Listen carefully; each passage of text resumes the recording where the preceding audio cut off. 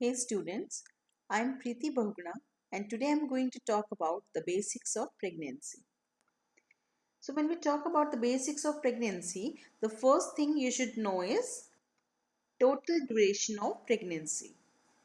So if you have to say in month, it should be 9 months plus 7 days. To say in weeks, it should be 40 weeks. And if we have to say in days, it should be 280 days. So the total duration of pregnancy in month is 9 months plus 7 days. In weeks is 40 weeks and in days is 280 days. Next we will see the entire duration of pregnancy. So the entire duration of pregnancy is divided into 3 trimester. तो जितनी total duration होती है ना, पूरे duration को हम 3 trimester में divide करते हैं. तो हम वीक्स के अकॉर्डिंग भी देखेंगे और मंथ्स के अकॉर्डिंग भी देखेंगे. So the first trimester, it will start from the first day of last menstrual period to 13 weeks plus 6 days. Last menstrual period का मतलब होता है कि पिछला महीना, यानी कि अभी कंसीव होने से पहले पिछला महीना कब आया था, और पिछले महीने का भी पहला जो दिन था जब उसको फर्स्ट टाइम ब्लीडिंग शुरू हुई थी. तो पहला दिन जो ब्लीडिंग का शुरू हुआ था उसको हम काउंट करते हैं as a first day of last menstrual period. So from the day of last menstrual period till the 13 weeks plus 6 days. So it will consider as the first trimester. Or when we talk about months, it should be first 3 months. Starting के जो 3 महीने होते हैं उसको हम first trimester में consider करते हैं. Next we'll see the second trimester of. So the second trimester will start from the 14th week till the 27 weeks plus 6 days. तो ये जो ड्यूरेशन है, ये जो ट्राइमेस्टर है वो शुरू होता है आपको 14 वीक से 27 वीक्स प्लस 6 डेज तक. ओके, यहाँ पे हम 28 वीक्स नहीं कह रहे हैं, हम यहाँ कह रहे हैं 27 वीक्स प्लस 6 डेज. और when we talk about months, it should be the next 3 months like 4, 5 and 6. तो पहले के 3 महीने फर्स्ट ट्राइमेस्टर, जो नेक्स्ट के 3 महीने हैं यानी कि 4, 5, 6 वो है second trimester. Next, third trimester. So third trimester start from 28 weeks or more than the 28 weeks till the 40 weeks. तो टोटल ड्यूरेशन ऑफ प्रेगनेंसी हमने कितनी पढ़ी थी? 40 वीक्स की. तो 40 वीक्स की प्रेगनेंसी को हम 3 ट्राइमेस्टर में इसके अकॉर्डिंग डिवाइड कर देते हैं. और when we talk about months in third trimester, it should be the last 3 months, means 7, 8, 9. तो हमने पढ़ा था 9 मंथ प्लस 7 डेज की प्रेगनेंसी होती है, राइट? तो first, second and third trimester के अकॉर्डिंग अगर हम देखें, first 3 month consider as first trimester, next 3 month यानी कि 4, 5, 6 consider as second trimester, and last के 3 months that is 7, 8, 9 is consider as third trimester. Next we'll see if the deliveries happen or occurs before 37 weeks. Okay, अगर 37 weeks से पहले delivery हो जाती है तो ऐसे डिलीवरीज को हम कहते हैं preterm delivery.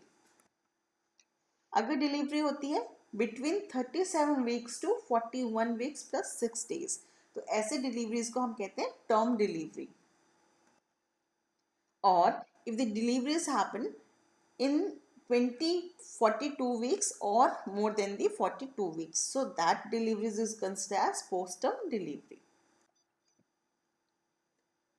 Next we'll see the term delivery. So अभी हमने देखा था टर्म डिलीवरी कितनी होती है? 37 weeks to 41 weeks plus 6 days. So total जो ये ड्यूरेशन दिए हैं 37 weeks to 41 weeks plus 6 days, so these duration will furtherly divide into 3 categories: early term, full term और late term. So early term क्या है? अर्ली टर्म मीन्स अगर जो delivery है वो 37 weeks to 38 weeks plus 6 days में हो रही है. ओके, सो ऐसे डिलीवरीज को हम कहेंगे अर्ली टर्म.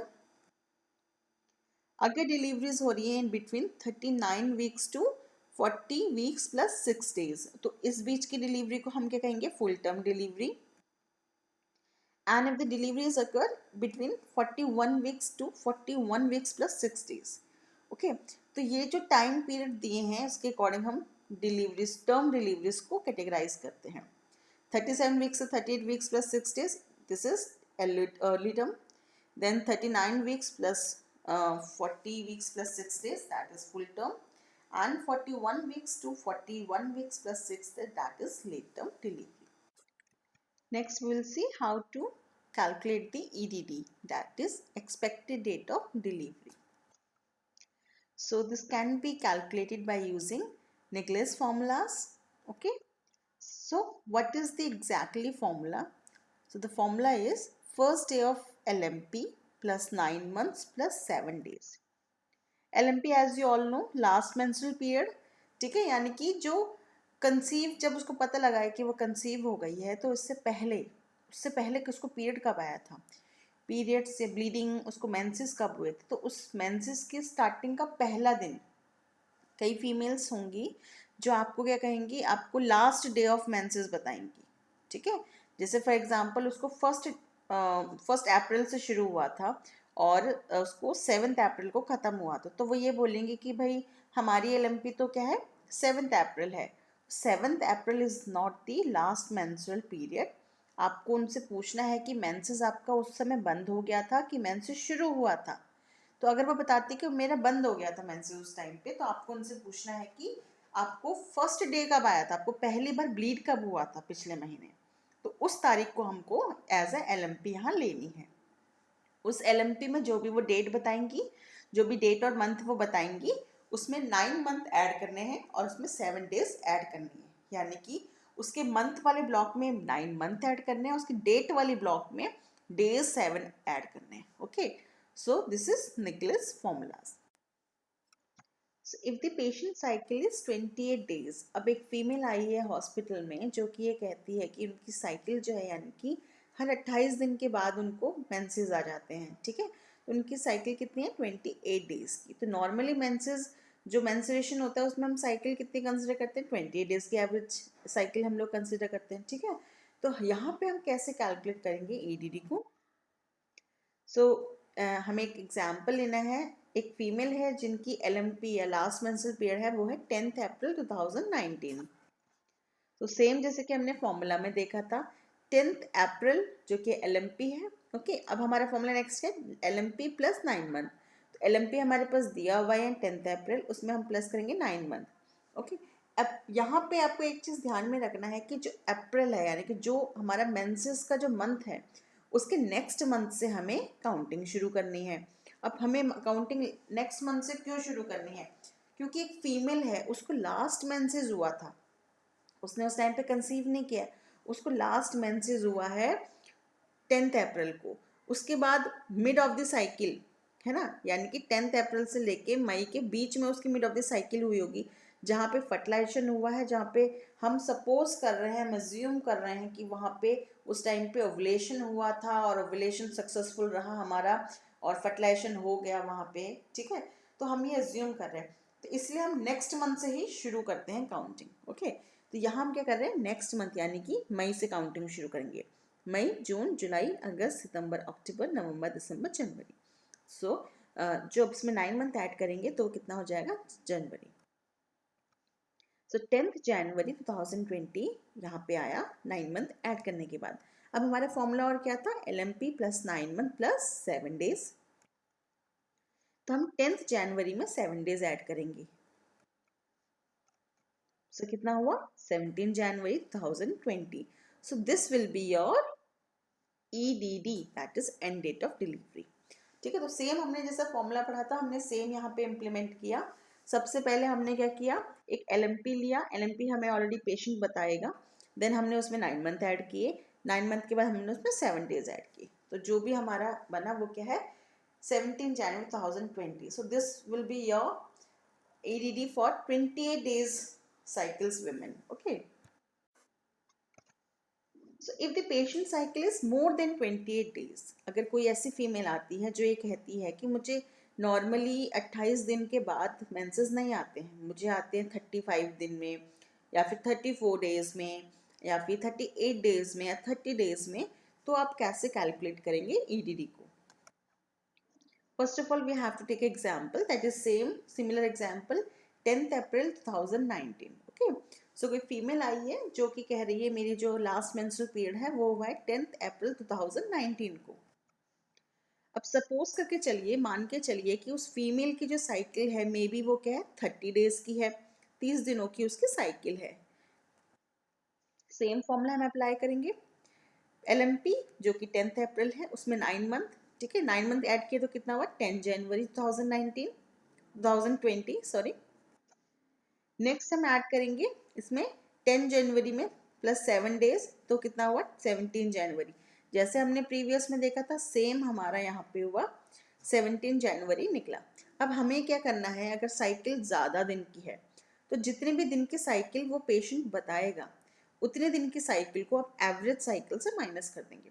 एवरेज साइकिल कितनी है 28 डेज और पेशेंट ने कितनी साइकिल बताई 30 डेज की, तो हम 30 को माइनस कर देंगे 28 से, तो माइनस करके कितना आया 2। तो 2 दिन का अंतर आ रहा है इनके बीच में, एवरेज साइकिल से ज़्यादा कितने दिन की 2 ही दिन की ज़्यादा हो रही है।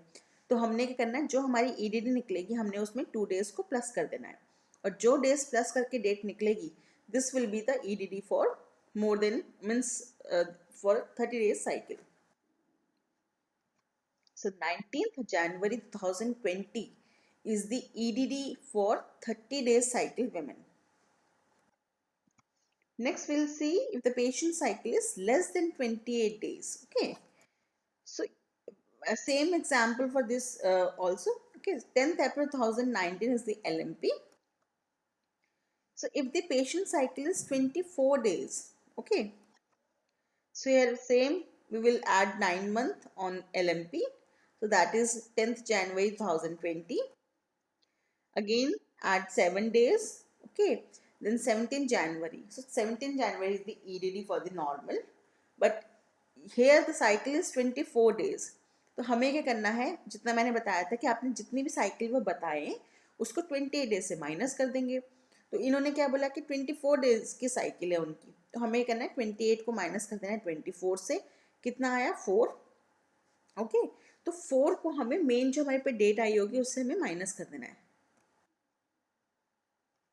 So 13th January 2020 is the EDD for 28 days cycle women.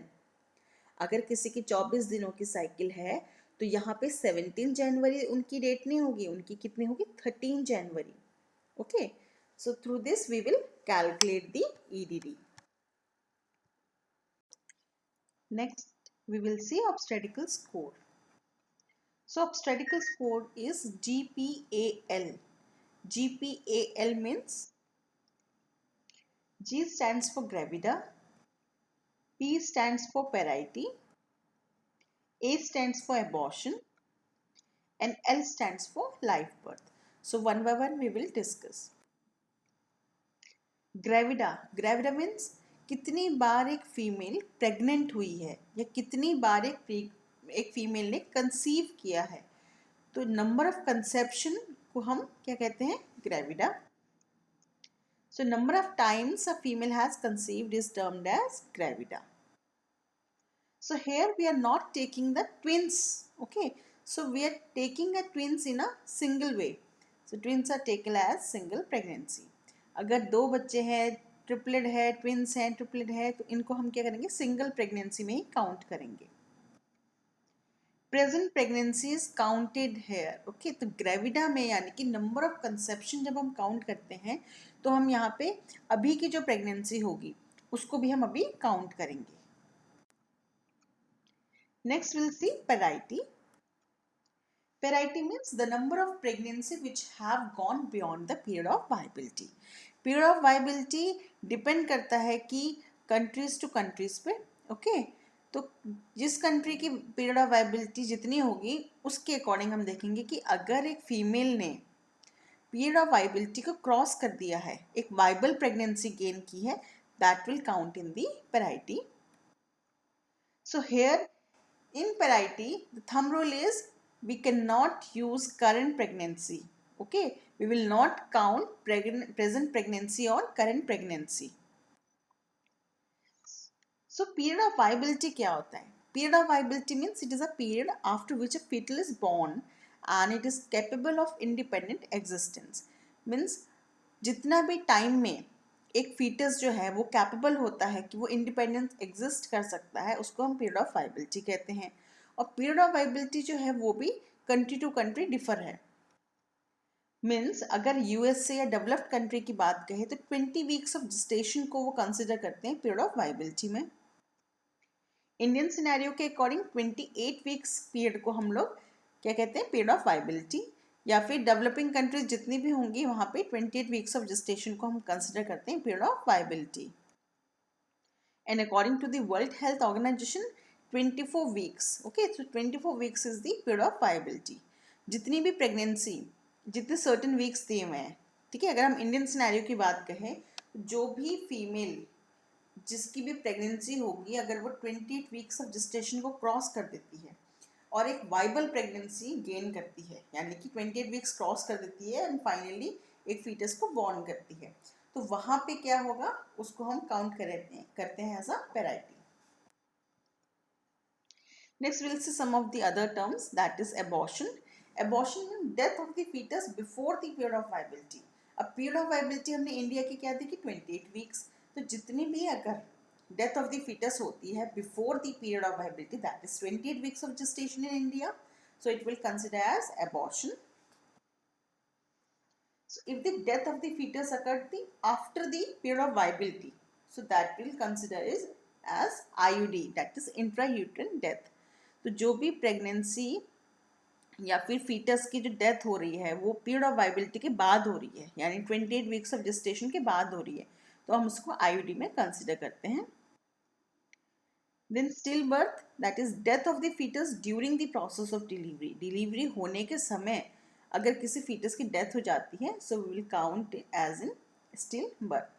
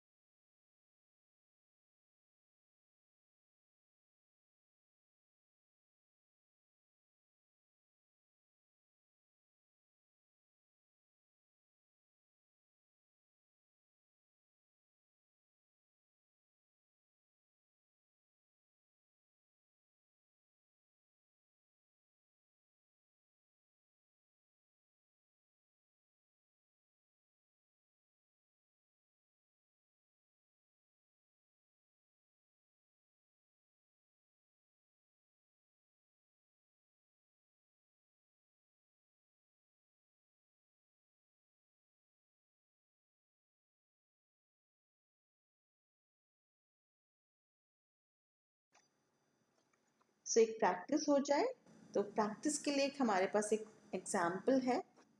So suppose Mrs. Seema, 39 weeks pregnant, and she has a baby girl born at 38 weeks and a second baby boy born at 34 weeks, and she has a history of abortion. तो एक female है, इसका नाम है, patient है जिनका नाम है सीमा, जो अभी इस प्रेगनेंसी में अभी वो 39 वीक्स की प्रेग्नेंट है, ओके। और इससे पहले उनकी एक बेबी गर्ल है जो कि 38 वीक्स में बॉर्न हुई है, एक बेबी बॉय है जो कि 34 वीक्स में बॉर्न हुआ है, और उनकी एक हिस्ट्री रही है क्या, अबॉर्शन की। तो अब इसमें आपने पढ़ा था GXPA+B+C+T,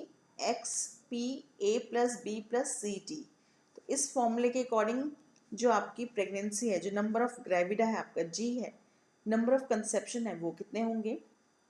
सो हम वन बाय वन कैलकुलेट करते हैं, आप लोग भी कैलकुलेट करिए।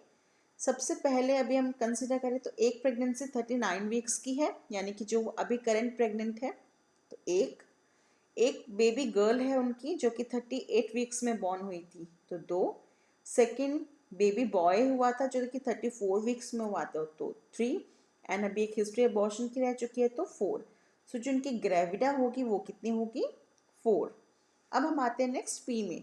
पी में हमने क्या देखा था कि जो ए है, ओके, वो क्या है, number of term delivery, number of term pregnancy. तो टर्म प्रेगनेंसी कितनी है इसमें, अभी आप यहाँ देखेंगे कि एक प्रेगनेंसी तो वो अभी प्रेग्नेंट है, यानी कि 39 वीक्स की प्रेग्नेंट है, यानी कि वो डिलीवरी नहीं हुई है। इससे बाद में आप देखेंगे कि baby born at 38 weeks. 38 weeks यानी कि टर्म डिलीवरी कितने की होती है? 37 weeks to 41 weeks plus 6 days. तो यानी कि ये डिलीवरी कैसी हुई? Term delivery. अब सेकेंड बॉय कब हुआ है? 34 को, तो ये कंसिडर नहीं होगा इसमें। और हिस्ट एबॉर्शन मीन्स बिफोर 28, तो वो भी कंसिडर नहीं होगा। तो यानी कि ए कितना हुआ? 1, यानी कि टर्म डिलीवरी कितनी हुई? 1। नेक्स्ट बी जो है वो क्या था? Preterm. Preterm means before 37 weeks. तो यहाँ पे बिफोर 37 वीक्स में आपको क्या दिख रहा है? तो यहाँ पे एक बेबी बॉय दिखेगा आपको जो कि 34 वीक्स में हुआ था, ठीक है। तो 34 weeks means less than 37 weeks, यानी कि यहाँ पे प्रीटर्म केस आ जाएगा। तो यहाँ पे सिर्फ एक ऐसी प्रेगनेंसी है जो कि बिफोर 37 वीक्स की थी, that is a baby boy.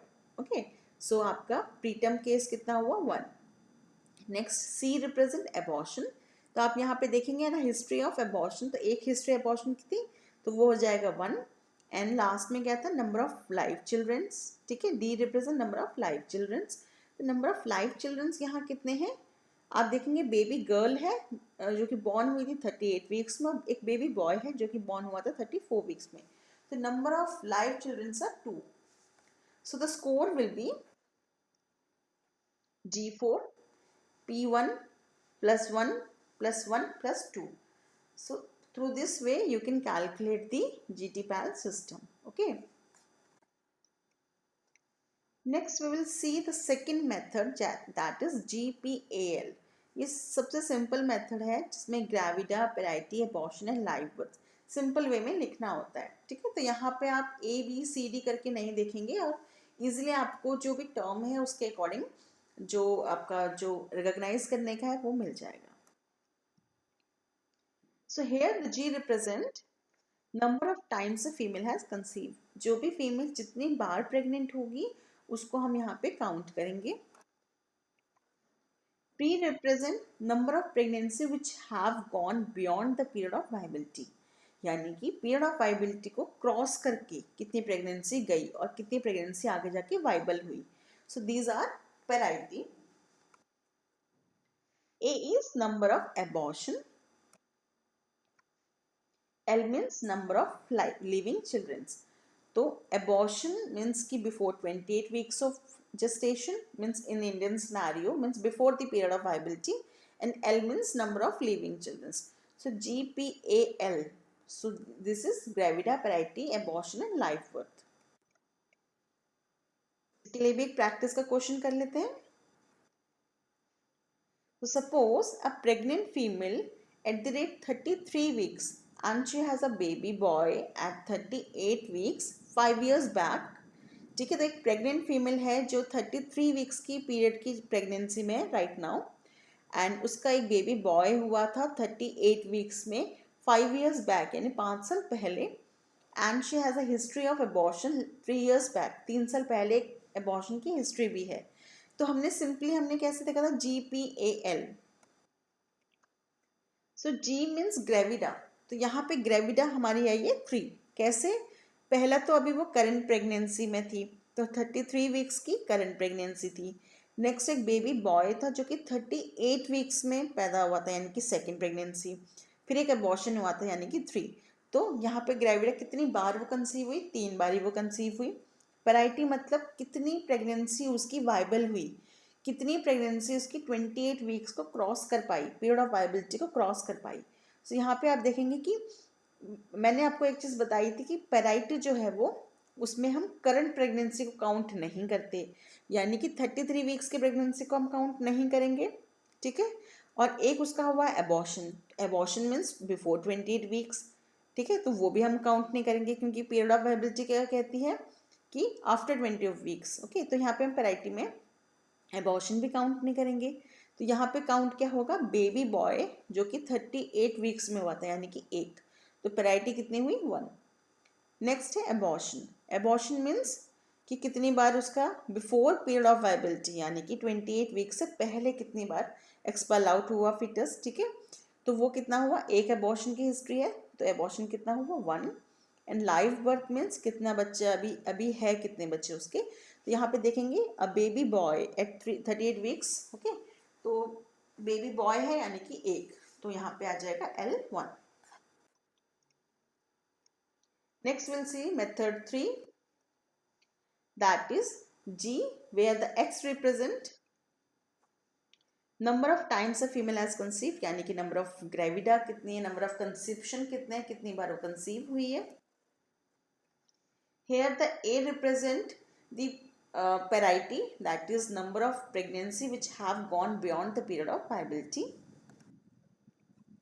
and the B represent number of abortion। okay, तो ये भी बहुत सिंपल सा मेथड है, जो भी आपने प्रायरली पढ़े थे उसी की तरह एक सिमिलर और एक सिंपल सा मेथड है, जहाँ पे हमें ग्रेविडा चाहिए और हमें पेराइटी चाहिए और हमें एबॉर्शन चाहिए। ओके, यहाँ पे एल नहीं है, और लिखने की जो फॉर्म है वो भी पी के साथ ही है, A+B।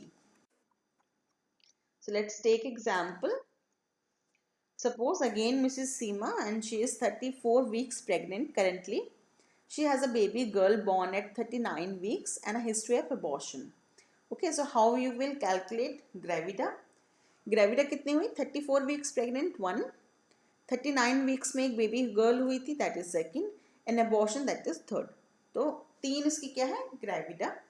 अब हम क्या देखेंगे? पी में ए क्या रिप्रेजेंट कर रहा था? पेराइटी। तो यहाँ पे कितनी प्रेगनेंसी उसकी वाइबल हुई है? पेराइटी में थंब रूल क्या है कि हमें करंट प्रेगनेंसी काउंट नहीं करनी है, यानी कि अभी की जो 34 वीक्स की प्रेगनेंसी है वो उसमें काउंट नहीं होगी। सो नेक्स्ट क्या बचा? 39 वीक्स, एक वो हुआ। एबॉर्शन हम काउंट नहीं करते, यानी कि पेराइटी कितनी हुई? एक, 1 प्लस। अब लास्ट में क्या था? Number of abortion. B represent कर रहा था number of abortion. Number of abortion कितना है? 1। So the obstetrical score here is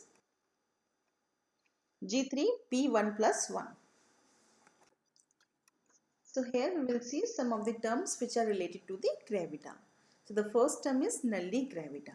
Nulli means never, no. So any females who has never become pregnant. Okay. So ऐसी female जो कभी conceive नहीं किया हो, जिसने जो कभी प्रेग्नेंट नहीं हुई हो, so ऐसी फीमेल्स को हम कहेंगे nulli gravida. Next primi gravida. Primi means first time, पहला। Gravida means pregnant. Okay, so any female who has conceive for the first time, means जिसने फर्स्ट टाइम कंसीव किया हो, जो पहली बार प्रेग्नेंट हुई हो, ऐसी फीमेल्स को हम कहेंगे primi gravida. Next multi gravida. Multi means many, more, gravida means pregnancy. So any female who has become pregnant more than once, एक या एक से ज़्यादा बार, स्पेशली 2 या 2 से ज़्यादा बार जो प्रेग्नेंट होती है फीमेल, उन्हें हम कहते हैं multi gravida. Next elderly primi gravida. Elderly means ज़्यादा, एज, ठीक है। Primi means first time, pregnant, gravida means pregnant. Okay, so if age of the female is more than 35 years at the time of conceiving and she is first time pregnant, getting first time pregnant, तो 35 years के बाद अगर कोई पहली बार conceive करता है तो उसको हम कहते हैं elderly primi gravida. So next we'll see some of the terms which are related to the parity. So the first term is nulli para. Nulli means no, never. Para means parity. None of the pregnancy was viable. अगर कोई एक female की pregnancy तो हुई पर उसने 28 weeks of gestation या कहो पीरियड ऑफ वायबिलिटी को क्रॉस नहीं किया कभी भी, तो ऐसी जो फीमेल्स होती हैं, ऐसी जो विमेन होंगी, उन्हें हम कहेंगे नल्ली पैरा, जो कभी भी, जिसकी कभी भी प्रेगनेंसी वायबल नहीं हुई। Next primi para. Primi means first time, पहली बार। Para means parity. If a women has one viable pregnancy, अगर किसी भी फीमेल की एक प्रेगनेंसी वायबल हुई है, मीन्स उसने 28 weeks of gestation, that is the period of viability, उसको क्या है? क्रॉस किया है, तो ऐसी फीमेल्स क्या है? Primi para. Next multi para. Multi means many, more, and para means parity. If a women has more than one viable pregnancy, okay, यानी कि एक से ज़्यादा किसी की अगर प्रेगनेंसी वायबल होती है, वायबल प्रेगनेंसी मीन्स कि पीरियड ऑफ वायबिलिटी को क्रॉस किया होता है उनकी प्रेगनेंसीज ने, ठीक है। तो जितनी बार कंसीव किया है और कंसीव के बाद उसने अगर कोई period means period of viability को क्रॉस किया है, तो वो हम यहाँ पे काउंट करते हैं। Next we'll see grand multipara. Grand means ज़्यादा, big. Okay. Multi means many. Para means variety. So any female who has more than equal to 4 pregnancies or more than 4 means equal to 4 or more than 4. Okay. So ऐसी pregnancies को हम क्या कहते हैं? Grand multi para. Means कि उसने जो viable pregnancy है उनकी, means after 28 weeks of gestation कितनी प्रेगनेंसीज ने क्रॉस कर दिया. तो अगर किसी ने 4 या फिर 4 से ज़्यादा बारी अगर वाइबल प्रेगनेंसी को क्रॉस किया है, so that consider as grand multi para. इसकी हम प्रैक्टिस के लिए एक क्वेश्चन लेते हैं कि क्या एक female multi gravida primi para इस तरीके की कंडीशन में हो सकती है. So we have an example. So suppose Mrs. Roopwati, she is 4 times conceived. उसने 4 बार conceive किया है, but every time she get aborted. पर हर बारी उसका जो conceive है उसका end result क्या हो रहा है? Abortion. Now she is pregnant for the 5th time. So जो obstetrical score बनेगा that is G5P0. G means gravida. तो नंबर ऑफ टाइम्स वो कितनी बार कंसीव हुई है? 4 टाइम्स पहले कंसीव हुई थी, अभी 5th टाइम हुई है, यानी कि जी होगा 5 and parity will be 0 because उसने कोई भी प्रेगनेंसी उसकी 28 वीक्स को क्रॉस नहीं करके गई है, यानी कि बिफोर 28 वीक्स उसका क्या है? एबॉर्शन हो गया है. बिफोर 28 वीक्स ही जो प्रेगनेंसी थी वो वहाँ पे एक्सपल आउट हो गई है, जो भी प्रोडक्ट ऑफ कंसेप्शन था वो एक्सपल आउट हो गया है. तो ऐसी फीमेल्स क्या होंगी? ऐसी फीमेल्स होंगी मल्टी ग्रेविडा. मल्टी ग्रेविडा क्यों? क्योंकि उसने 5 बार प्रेग्नेंट हुई है, वो 5 बार कंसीव किया है ना. तो ऐसी फीमेल्स है multi gravida, but at the same time she is nulli para. Nulli means no, para means parity. तो उसकी अभी तक कोई भी प्रेगनेंसी वाइबल नहीं है, यानी कि उसने कोई भी प्रेगनेंसी उसकी 28 वीक्स को क्रॉस करके नहीं गई है. तो आप सेम टाइम पे देख सकते हैं कि एक फीमेल एक ग्रेविडा की कंडीशन के अकॉर्डिंग से मल्टी ग्रेविडा है और पैरा यानी पैराइटी की कंडीशन के अकॉर्डिंग नल्ली पैरा है. So will take one more example. Suppose Mrs Sarita 5 times pregnant and now 34 weeks pregnant. Okay, her earlier 3 pregnancies ended in abortion and she has one child 2 years old. अब एक female है जो कि सरिता है, जिन जो 5 बार pregnant हुई है. पांचों की प्रेगनेंसी को यहाँ डिफाइन किया गया है, जिसमें से एक प्रेगनेंसी तो अभी की करंट प्रेगनेंसी है 34 वीक्स की, और इससे पहले जो 3 प्रेगनेंसी हुई थी वो एबॉर्शन हुआ था, उसका जो एंड है वो एबॉर्शन हुआ था, यानी कि वो प्रेगनेंसी बिफोर 28 वीक्स ही एक्सपल आउट हो गया था. And she has one child 2 years old, एक बच्चा है जो कि 2 साल का है. तो अब इसका ऑब्स्टेट्रिकल स्कोर क्या बना? G5P1. P1 क्यों? क्योंकि एक प्रेगनेंसी उसकी वाइबल है, 2 years का बच्चा है, यानी इसने 28 वीक्स क्रॉस किया होगा तभी तो उसका डिलीवरी हुआ है ना. तो यहाँ पे जो फीमेल होगी वो क्या होगी? She is multi gravida. क्यों? क्योंकि उसने 2 या 2 से ज्यादा बार कंसीव किया है and eight the same time she is primi para. Primi क्यों? पहला इसका फर्स्ट टाइम उसने वाइबल प्रेगनेंसी को क्रॉस किया. इससे पहले की जितनी कंसीव हुई थी वो एबॉर्शन हो गया था. एक ही प्रेगनेंसी है जो उसने वाइबली क्रॉस किया, दैट इज 2 years ओल्ड जो चाइल्ड है उनका वो, और 5th टाइम अभी वो प्रेग्नेंट है. ठीक है. तो ये इस तरीके से हम ये जो टर्म्स हैं हम इंडिकेट करते हैं कि ग्रेविडा में कैसे मल्टी ग्रेविडा है, प्राइमी ग्रेविडा है ना, नल्ली ग्रेविडा है, या फिर प्राइमी पैरा है, नल्ली पैरा है, या फिर ग्रैंड मल्टी पैरा है. इस तरीके से हम किसी भी फीमेल्स को इंडिकेट कर सकते हैं. Next will see the science of pregnancy. Science of pregnancy means ऐसे कौन से साइन एंड सिम्टम्स हैं जो कि प्रेगनेंसी के दौरान पेशेंट को देखने को मिलते हैं, फीमेल को देखने को मिलते हैं. तो ये कुछ ऐसे साइंस हैं जो कि पेशेंट फील कर सकती है, और कुछ ऐसे साइंस भी हो सकते हैं जो कि एग्जामिनर फील करती है, और कुछ ऐसे साइंस जो कि 100% कन्फर्मेशन देते हैं प्रेगनेंसी का. ओके. सो इस साइंस ऑफ प्रेगनेंसी को हमने 3 मेन कैटेगरीज में डिवाइड किया है, that is presumptive, probable and positive sign.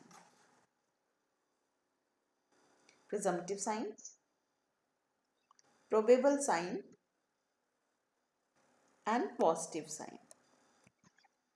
So exactly what is presumptive signs? So these are some of the signs and symptoms which can be seen and felt by patient only.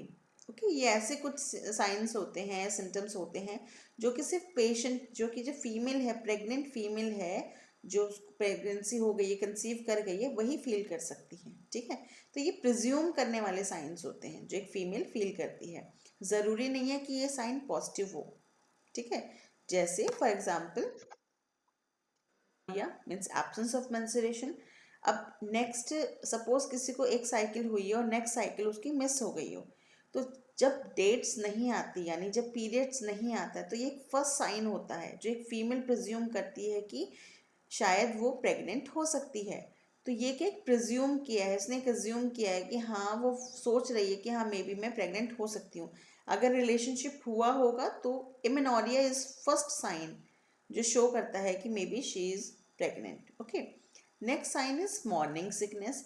Morning sickness means यहाँ पे क्या होता है, nausea vomiting feel होती है patient को। ठीक है, तो मॉर्निंग के समय पेशेंट सिक फील करता है because of excessive nausea and vomiting. ये होता है एचसीजी के लेवल बढ़ने की वजह से। ठीक है, तो ये कंडीशन भी आपकी और किसी कंडीशन की वजह से भी हो सकती है, पर पेशेंट को मेंसेस नहीं आ रहे हैं और सुबह सुबह वॉमिटिंग फील हो रही है, तो ये भी एक तरीके का क्या साइन होता है कि मे बी पेशेंट क्या है, प्रेग्नेंट है। इसके अलावा ब्रेस्ट डिस्कम्फर्ट, ब्रेस्ट हैवीनेस लगेंगे, टेंडर्ड लगेंगे। ठीक है, तो ये कुछ ऐसे साइंस हैं जो सिर्फ पेशेंट फील कर सकता है, जो सिर्फ पेशेंट देख सकता है, उसको हम कहते हैं जैसे presumptive science. Next is probable sign. These are the signs which are felt by the examiner but not 100% diagnostic. यानी कि जब एग्जामिनेशन, जैसे आपने प्रिजम्पटिव साइन फील किए और वो हॉस्पिटल आई, तो ये कुछ ऐसे साइंस होते हैं जो हॉस्पिटल में डॉक्टर्स मतलब असेस कर पाते हैं, एग्जामिनर असेस कर पाते हैं, फेल्ट कर पाते हैं, but it is not 100% diagnostic. ये कन्फर्मेशन 100% कन्फर्मेशन नहीं देते हैं। जैसे Hegar's sign, Chadwick sign, Goodell signs, या हम आगे जाके अभी पढ़ेंगे। तो ये कुछ ऐसे साइंस हैं जो कि एग्जामिनर तो चेक कर रहा है तो उनको मिल रहे हैं, उसकी प्रेजेंस दिख रही है कि हाँ ये साइंस प्रेजेंस है, बट 100% ये डायग्नोस्टिक नहीं है। We'll see the positive sign. So these signs are 100% confirmatory signs. Okay, so here the patient is pregnant, is sure, and it is 100% confirmed. Okay, so ये साइन सिम्टम्स की वजह से क्या है, हम कंफर्मेशन में आते हैं कि हाँ जो फीमेल है वो प्रेग्नेंट है। क्विकनिंग, जिसमें कि हमारा क्या है, मदर जो है वो पेशेंट की जो फीटस की जो मूवमेंट है वो फील कर पाती है, और पर abdominal felt fetal movement, USG. ठीक है, तो यहाँ पे क्या है कि हम एब्डोमिनली भी फीटल की मूवमेंट को फील कर पाते हैं, मदर इटसेल्फ भी फीटल की मूवमेंट्स को फील कर पाती है। इसके अलावा अल्ट्रासोनोग्राफी ये कंफर्मेटरी साइन के लिए कराने का डायग्नोस्टिक है। So these are some of the signs which give the confirmation regarding the pregnancies.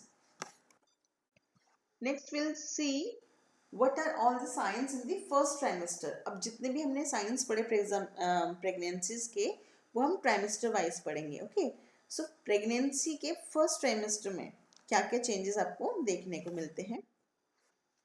So firstly we will see the symptoms. So for the remembrance of these symptoms, we have to keep a mnemonic, you are my best friend. Here the U indicate urinary frequency. अब urinary frequency क्यों होगी, यानी कि urging क्यों होगी, मिचुरेशन of urine क्यों होगी female को, बार बार बाथरूम आना, ये इसलिए होता है because in first trimester the uterus was intrapelvic organ. वो यूट्रस जो है वो पेल्विस के अंदर ही रहता है। ठीक है, और धीरे धीरे धीरे करके means at 12 weeks the height of the uterus at the level of symphysis pubis, and in the second trimester it will become the abdominal organ. So likewise जैसे जैसे trimester increase हो रहे होते हैं या फिर वीक्स इंक्रीज हो रहे होते हैं, धीरे धीरे वो एब्डोमिनल ऑर्गन बन जाएगा। बट यहाँ पे क्या है, हम फर्स्ट ट्राइमेस्टर की बात कर रहे हैं, तो फर्स्ट ट्राइमेस्टर यानी कि स्टार्टिंग के वीक्स, तो वहाँ पे क्या है, फर्स्ट 3 मंथ जो होते हैं स्टार्टिंग के, तो वहाँ पे क्या होता है, जो यूट्रस होता है वो क्या होता है, इंट्रा पेल्विक ऑर्गन होता है, यानी कि इनसाइड दी पेल्विक होता है। तो वहाँ पे क्या, उसका साइज धीरे धीरे बढ़ने लगता है। अब आपको पता होगा कि ब्लैडर और बावल जो होता है उसके मिडिल में होता है यूट्रस। अब यूट्रस का जब साइज बढ़ेगा तो वो क्या करता है, ब्लैडर को और बावल को क्या है, प्रेशराइज करता है, और अननेसेसरी प्रेशर पड़ने की वजह से वो अपने आप को जल्दी एम्प्टी करना शुरू करता है, ठीक है, ताकि वो उतना उसको स्पेस दे सके यूट्रस को। तो इसी वजह से फर्स्ट ट्राइमेस्टर में आप देखेंगे कि यूरिनरी फ्रिक्वेंसी होती है, जबकि सेकेंड ट्राइमेस्टर में आके ये यूरिनरी फ्रिक्वेंसी सबसाइड हो जाती है, बिकॉज सेकेंड ट्राइमेस्टर में the uterus become the abdominal organ, क्योंकि उसका साइज बड़ा होने लगता है ऊपर की तरफ, ठीक है, तो वहां से वो क्या है, एब्डोमिनल ऑर्गन बन जाता है। बट इस टाइम पे फर्स्ट ट्राइमेस्टर में वो क्या है, इंट्रापेल्विक ऑर्गन रहता है। That's where the urinary frequency you can see. Next, R indicate the amenorrheic condition, amenorrhea. Amenorrhea means absence of menstruation. तो यहाँ पे क्या है, जो भी पेशेंट होगी उसको मेंसेस नहीं आएंगे, ठीक है। Next, you will see my that indicate morning sickness. Morning sickness means कि morning के समय उस पेशेंट को because of HCG production, HCG एक हार्मोन होता है जिसकी प्रेजेंस की वजह से नॉजिया एंड वॉमिटिंग आपको इफेक्ट्स देखने को मिलेंगे।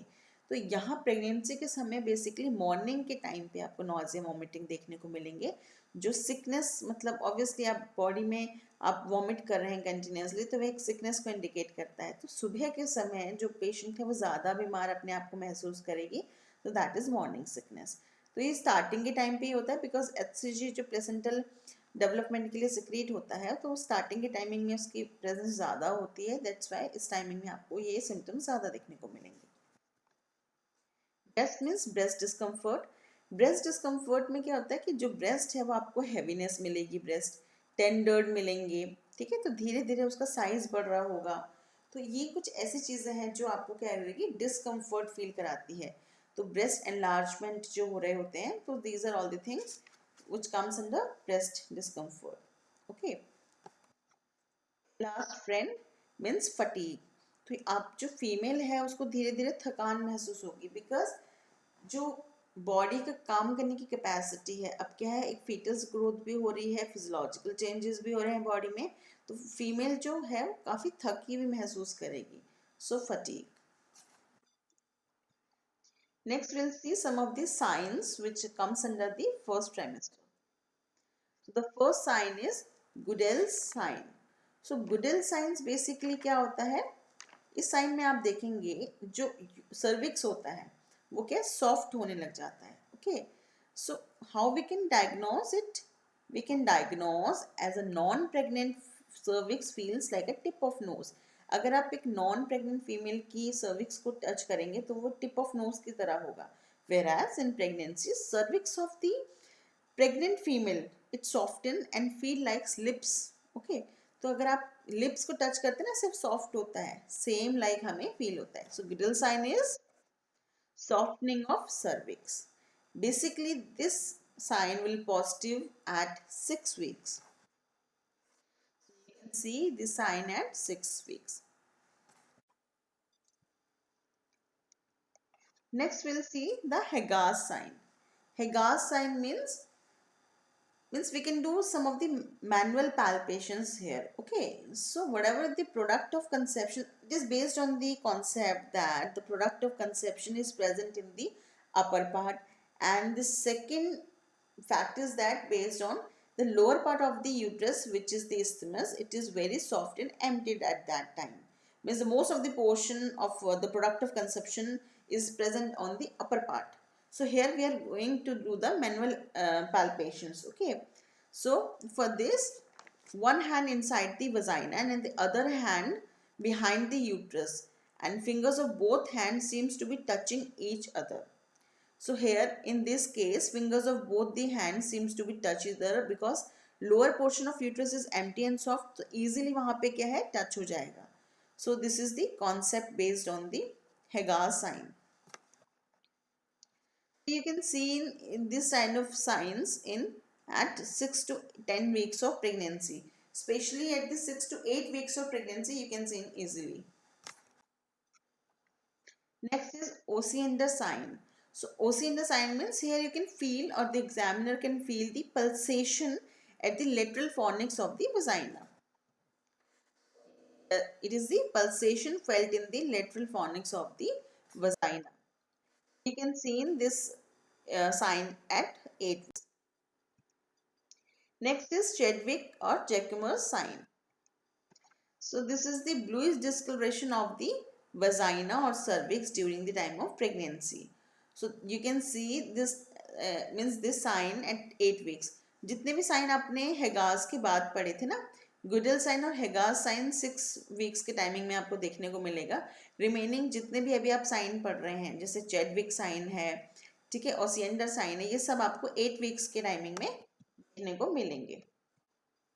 सो आप देखेंगे जैसे कि चैडविक साइन में एक तरफ आप फर्स्ट वेजाइना आप देख रहे हैं जो कि पिंकिश कलर की है, आप सेकंड वेजाइना देखेंगे जो कि ब्लूइश कलर की है. इस टाइम पे वस्कुलैरिटी इंक्रीज होने की वजह से, सारी सप्लाई वहाँ आने की वजह से ये क्या है, ब्लूइश कलर की नजर आती है. तो वेजाइना और सर्विक्स जो है वो डिस्कलर्ड दिखती है, ब्लूइश कलर की दिखती है. उसको क्या हम कहते हैं, Chadwick sign. Next is Palmer sign. Palmer sign means here you can feel irregular rhythmic contraction of the uterus. Okay. And you can also see this kind of sign at 8 weeks. Essex sign. So it is the unequal growth of the uterus due to the lateral implantation. आपने notice किया होगा जब implantation होता है तो वो side walls में होने लगता है ना. तो अगर लेटरल इम्प्लांटेशन हो रहा है तो वहां पे आप अनइक्वल डिस्ट्रीब्यूशन देखेंगे. एक तरफ तो ग्रोथ हो रही होगी फीटस की, यानी एक पार्ट आपका साइज आपको बड़ा हुआ मिलेगा और दूसरे तरफ का साइज आपको कम मिलेगा. तो ये क्या है, जो यूट्रस की ग्रोथ हो रही है वो अनइक्वल हो रही है, सिमेट्रिकल नहीं है. इधर की तरफ ज्यादा बड़ा हुआ मिलेगा, दूसरी तरफ कम मिलेगा. So that is Piskacek sign. So you can see in this at 8 weeks. Next you will see what are all the signs in the second trimester. अब second trimester में आने के बाद क्या आपको sign symptoms देखने को मिलते हैं. Symptoms. First is uterus will progressively enlarge. ठीक है, जैसे कि आपने देखा है कि बच्चे का साइज जो है, फीटस ग्रोथ जो है वो धीरे धीरे होने लगती है, जिसकी वजह से हमें क्या है, यूट्रस का एनलार्जमेंट भी दिखने लगता है. एब्डोमेन जो है वो बाहर की तरफ से भी एनलार्ज होते हुए दिखने लगता है. Quickening. So here quickening means the perception of foetal movement by the mother. जब पहली बार, जब फर्स्ट टाइम जो मदर है वो फील करती है फीटस के मूवमेंट को, उसको हम कहते हैं क्विकनिंग. और जो प्राइमरी मदर्स होती है, she can feel at 18 weeks. Okay, 18 to 20 weeks के ड्यूरेशन तक वो फील कर सकती है. तो जो प्राइमरी मदर होगी उनको थोड़ा लेट परसेप्शंस जो होती हैं फीटल मूवमेंट्स की वो फील होती हैं as compare to the multi mother. So in multi gravida you can see 16 to 18 weeks of gestation, यानी कि 2 वीक्स प्रायरली आपको, यानी कि मल्टी ग्रेविडा मदर को प्राइमरी ग्रेविडा मदर से 2 weeks before perception of foetal movements feel होने शुरू हो जाएंगे. सो क्विकनिंग क्या होता है, perception of foetal movement by the mother, जिसमें आप ले लैंग्वेज में कहें तो कहते हैं ना लात मारी बच्चे ने. तो लात मारा ये नहीं होता है, इसमें क्या है कि बच्चे के फीटल जो फीटस है उसके मूवमेंट्स को मदर फील करना शुरू करती है. Next in the science you can C Braxton Hicks contraction. Braxton Hicks contractions means यहाँ पे इरेगुलर और रिदमिक कॉन्ट्रैक्शंस होने लगते हैं यूट्रस में. ठीक है, तो एक तरीके से ये जो कॉन्ट्रैक्शंस होते हैं ये पेनलेस कॉन्ट्रैक्शंस होते हैं, जिसकी वजह से कोई ऐसा प्रॉब्लम नहीं आता है. ठीक है, इसके 4 कैरेक्टरिस्टिक्स होते हैं. First characteristic, these contractions are infrequent. Next, it is non-rhythmic contractions. Last, it is painless and never leave the dilatation. ये contraction almost 16 weeks to 18 weeks के टाइमिंग में होते हैं. Okay, and from the 16 weeks onward till the time of the delivery, means आपने देखा होगा false labour pain, तो यही contractions at the end later on ये क्या बनते हैं, false labour pain. Okay, so some of the other thing which will happen during the time of Braxton Hicks contractions. So what will be the things? Okay, the first one, the intrauterine pressure will be usually less than 8 mm of Hg, और इसकी जो range होती है that is 5 to 25 mm of Hg. जो ये contractions होते हैं ना उसकी हमारी प्रेशर जो होता है intrauterine pressure, it will be less than 8 mmHg, यानी कि इतने ज़्यादा फ्रिक्वेंटली वो नहीं होते हैं. It can be felt after 16 weeks of pregnancy, most probably 16 to 18 weeks of pregnancy. It cannot felt in abdominal pregnancy, especially in the ectopic pregnancy. So in the ectopic pregnancy, the mothers cannot feel the Braxton Hicks contraction. Okay, and later on in the stages, they will get converted into the false labor pain. So these contractions will convert it into the false labor pain in the term time. Okay. Next, fetal heart rate can be heard by the stethoscope at the 18 to 20 weeks of gestation. Movement in between felt per abdominally at 16 to 18 weeks. यानी कि अगर हम examination करते हैं, हम grips use करते हैं, हम फंडल एग्जामिनेशन करते हैं, तो हमें यहाँ पे क्या है, फीटस की मूवमेंट भी फेल्ट होनी शुरू हो जाएगी, फील होनी शुरू हो जाएगी. कब? 16 टू 18 वीक्स के टाइम से. 16 टू 18 वीक्स हम कंसिडरेशन करेंगे क्विकनिंग के अकॉर्डिंग. जब भी मदर को फील होना शुरू होगा, उसके बाद हम पर एब्डोमिनली उसको फील कर सकते हैं. Fetal can be felt by abdominally. 20 weeks के बाद से हम फीटस को एब्डोमिनली पैल्पेशंस के थ्रू इजीली देख सकते हैं, मतलब इजीली हम उसको फील कर सकते हैं. बट जो हम बात कर रहे थे foetal movements in between felt पर एब्डोमिनली, यहाँ पे हम सिर्फ मूवमेंट्स देख सकते हैं, बट जो एब्डोमिनली हम फीटस के प्रेजेंटेशन एंड पोजिशंस चेक करते हैं, वो हम चेक कर सकते हैं at 20 weeks of gestation. Next, we will see what are the signs in the third trimester. Symptoms. Amenorrhea persist. Amenorrhea means absence of menstruation. First trimester लेके third trimester तक continuation में रहती है. Next, urinary frequency returns. अब यहाँ पे क्या होता है, इन द फर्स्ट ट्राइमेस्टर हमने पढ़ा था the uterus was intrapelvic organ. In the second trimester it will become abdominal organ. And in the third trimester, what will happen? The fetal head goes down into the pelvis. Okay, so here the height of the uterus suddenly goes decreases.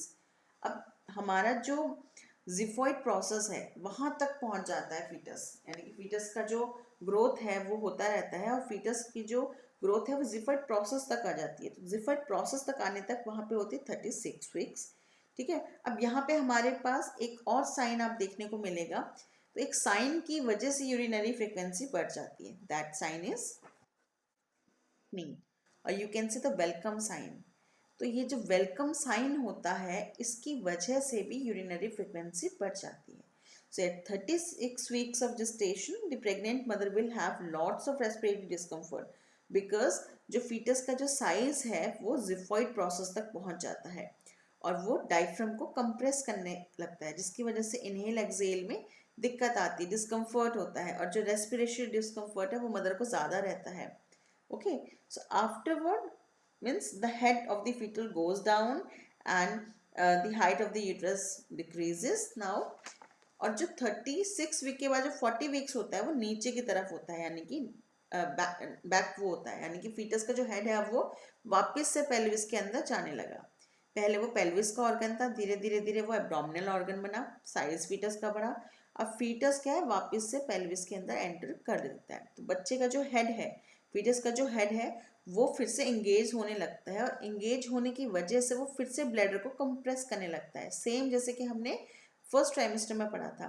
तो compression होने की वजह से bladder में urinary frequency होती है, and जो foetus वापस से जिफॉइड प्रोसेस तक पहुंच के वापस से वो नीचे आने लगता है at 40 weeks, and that time the mother will means the mother's respiratory discomfort was relieved, and this sign is called lightening, and this sign is also known as welcome sign. Okay, so here what will happen, the head of the fetus goes down. ठीक है, xiphoid process तक 36 weeks में था, then वो नीचे की तरफ आने लगा. तो 40 वीक्स जो है अचानक से वो नीचे की तरफ जाने लगा, फीटस एंगेजमेंट होने लगी, पेल्विस के अंदर वो एंगेज होने लगा उसका हेड.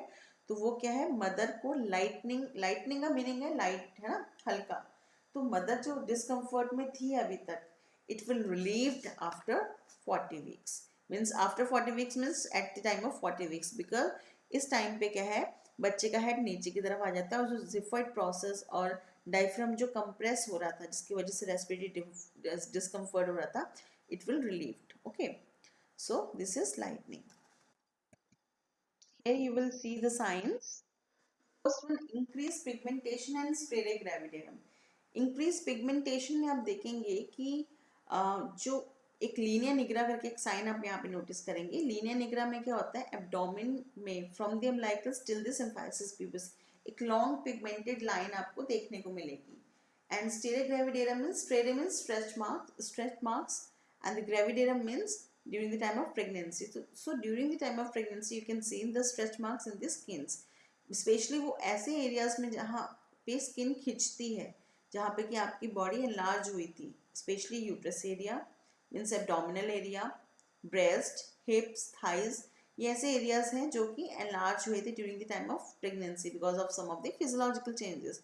तो वहाँ पे आपको ऐसे मार्क्स देखने को मिलेंगे. अगर ये आपको पिंक कलर के देखने को मिलते हैं तो वो इंडिकेट करता है प्राइमरी ग्रेविडा कंडीशन को, मीन्स प्रेग्नेंट जो है वो फीमेल फर्स्ट टाइम है. एंड अगर वो आपको व्हाइटिश कलर के देखने को मिलेंगे इट मीन्स की multi gravida pregnancy means multi gravida. Foetal movements are easily felt. Foetal movements female को भी फील होंगे यानी कि क्विकनिंग. तो 16 to 20 weeks around easily means 16 weeks around multi gravida को, 18 वीक्स अराउंड प्राइमरी ग्रेविडा को. तो फीटल पार्ट्स जो है वो फीमेल्स को भी फील हो सकते हैं, मूवमेंट्स फीमेल्स को भी फील हो सकते हैं, एज वेल एज जो एग्जामिनर है वो भी फील कर सकता है eight the same time 20 weeks, 18 to 20 weeks. Fetal heart sound is heard. So now you can also see the fetal heart sound. अब fetal heart sound आप स्टेथोस्कोप की हेल्प से 18 to 20 वीक्स तक सुन सकते हैं और डॉपलर की हेल्प से आप 10 वीक से भी सुन सकते हैं. Then here you can see a chart which indicate first, second and third trimester with all the signs like presumptive sign, probable sign and positive sign. Presumptive sign, first trimester, amenorrhea, morning sickness, increased urinary frequency, breast discomfort and fatigue. Presumptive signs in the second trimester, amenorrhea persist, quickening, enlargement of lower abdomen. Presumptive sign in the third trimester, amenorrhea persist, enlargement of abdomen, lightening and frequency of maturation, that is frequency of urination. Next, probable sign in the first trimester, that is breast changes, Chadwick sign, Goodell sign, Hegar's sign, Palmer signs. Next, in the second trimester, the probable sign, breast changes, Braxton-Hicks contractions. And in the third trimester, increased pigmentation and sclera gravidarum. Then in positive signs in first trimester is UPT, urinary pregnancy test, and ultrasonography. In second trimester, fetal heart sound, fetal skeleton shadow is visible in radiography. अब यहाँ पे आप देखेंगे एक point और है कि x ray के टाइम पे ओके जब आप एक्सरे करते हैं तो यहाँ पे आपको कुछ कंफर्मेटरी साइंस देखने को मिल सकते हैं जिसमें कि हमें शेडो स्केलेटन की शेडो भी देखने को मिल जाती है. वैसे एक्सरे जो होता है it is contraindication in during the time of pregnancy but only can do in case of confirmatory signs at the time of 16 weeks. The next positive sign at the third trimester is fetal movements we can see easily, we can felt easily and fetal heart sound is heard.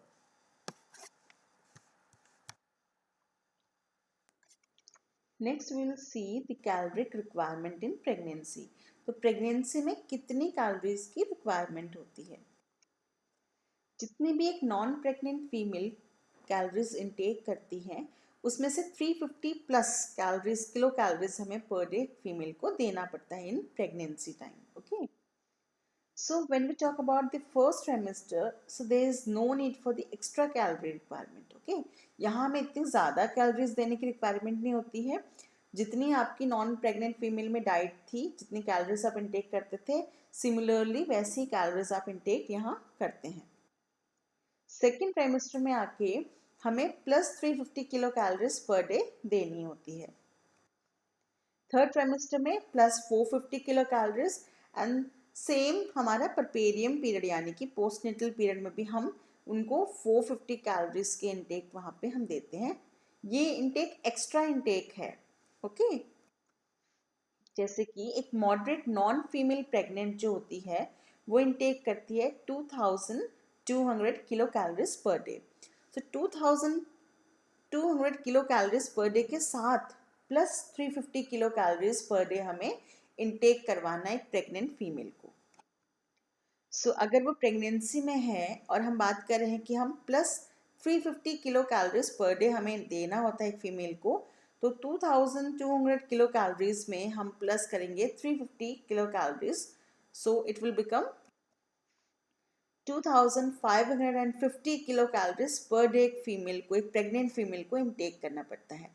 सो अगर एक question आता है कि कितनी calories requirement होती है pregnancy में, so the answer is plus 350 kilo calories per day. तो पर डे हमें 350 किलो कैलोरीज का इनटेक कराना है प्रेग्नेंट फीमेल को। Next we will see the vaccine in pregnancy. So ऐसी कौन कौन सी वैक्सीन है जो कि हम प्रेगनेंसी में सेफली इंजेक्ट कर सकते हैं। So all live vaccine are contraindicated in pregnancy. So आपको पता है जैसे कि वैक्सीन की कुछ फॉर्म्स होती हैं, जैसे कि live attenuated form, inactivated form, killed form. So here all the live vaccine are contraindicated. यहाँ पे हम लाइव फॉर्म डायरेक्टली पेशेंट को नहीं देंगे। So we will give all killed vaccine. जितनी भी किल्ड वैक्सीन होती हैं जहाँ पे ऑर्गेनिज्म को किल करके इंसर्ट किया जाता है, इंजेक्ट किया जाता है, तो वैसी फॉर्म हम पेशेंट को दे सकते हैं, वो सेफ है। So what are all the vaccines which are absolutely safe and which are indicated in the pregnancy time?